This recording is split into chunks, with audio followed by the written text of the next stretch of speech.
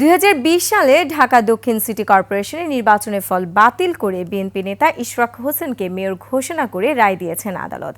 ঢাকার প্রথম যুগ্ম জেলা জজ ও নির্বাচনী ট্রাইব্যুনালের বিচারক মোহাম্মদ নুরুল ইসলাম এ রায় দেন। পরে প্রতিক্রিয়ায় সন্তোষ জানিয়ে ইশরাক হোসেন বলেন, মেয়র হিসেবে শপথ নেওয়ার সিদ্ধান্ত দলীয়। বিস্তারিত জানাচ্ছেন মানিক শিকদার। ঢাকা দক্ষিণ সিটি কর্পোরেশনের নির্বাচন ও ফলাফল বাতিল চেয়ে 2020 সালের 3 মার্চ মামলা করেছিলেন ঢাকার সাবেক মেয়র সাদেক হোসেন খোকার ছেলে ইশরাক হোসেন।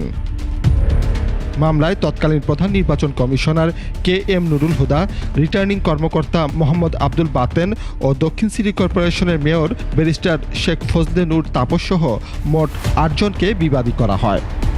মামলায় দুর্নীতি ও অগ্রহণযোগ্যতার অভিযোগ আনেন ইশরাক হোসেন। নিজেকে মেয়র হিসেবে ঘোষণার আবেদন করেন। সেই মামলার রায় ঘোষণা হলো বৃহস্পতিবার। সকাল থেকেই দলীয় নেতাকর্মী ও সমর্থকরা জড়ো হন আদালত প্রাঙ্গণে। এক পেশে রায় নিয়েছিল। আজকের বিজ্ঞ আদালত এই 5 বছরের আইনগত প্রক্রিয়ার মাধ্যমে সেই রায়টাকে বাতিল করেছেন।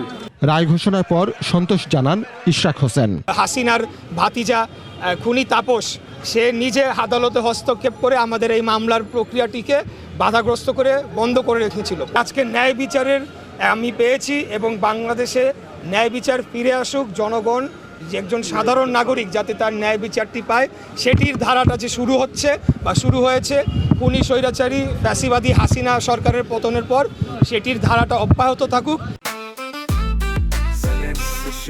জেনেক্সে শিফট করো, লাইফকে লিফট করো। পরে ইশরাক হোসেনকে সঙ্গে নিয়ে আনন্দ মিছিল বের করে নেতাকর্মী ও সমর্থকরা। ঢাকা উত্তর ও ঢাকা দক্ষিণ সিটি কর্পোরেশনের নির্বাচন হয় 2020 সালের 1 ফেব্রুয়ারি। নির্বাচনে আওয়ামী লীগের প্রার্থী আতিকুল ইসলাম উত্তরের ও ফজলে নূর তাপস দক্ষিণের মেয়র নির্বাচিত হন। নির্বাচন কমিশন 2 ফেব্রুয়ারি ভোটের গেজেট প্রকাশ করে। শপথ গ্রহণ করে দায়িত্ব পালন করে আসলেও শেখ হাসিনা সরকারের পতনের পর তাদেরকে মেয়র পদ থেকে অপসারণ করা হয়। এদিকে গত 16 অক্টোবর রাতে রাজধানীর মহাখালী DOHS এলাকা থেকে সাবেক মেয়র আতিককে গ্রেপ্তার করে পুলিশ। বর্তমানে তিনি কারাগারে আছেন। আর আরেক সাবেক মেয়র তাপসের কোনো হদিস নেই। বিভিন্ন সূত্রে জানা গেছে তিনি শেখ হাসিনা সরকারের পতনের আগেই দেশ ছেড়েছেন। মানিক শিকদার, 21 টেলিভিশন, ঢাকা।